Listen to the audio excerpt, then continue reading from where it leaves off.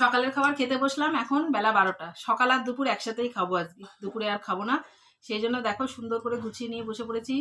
মিষ্টি আলু ভেজেছি, ডিমের অমলেট, বেগুন ভাজা আর গন্ধরাজ লেবু।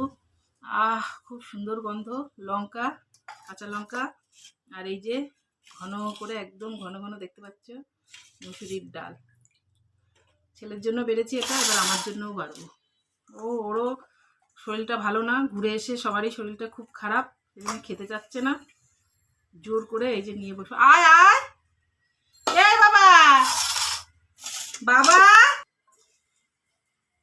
প্রেশার কুকারে করে ভাত করেছি অল্প কটা, যেহেতু কেউ একদম খেতে চাচ্ছে না, ওরও শরীর ভালো না, আমারও শরীর ভালো না, তোমাদের দাদা ভাইয়েরও শরীর ভালো না, তবু ও তো দোকানে যেতেই হলো।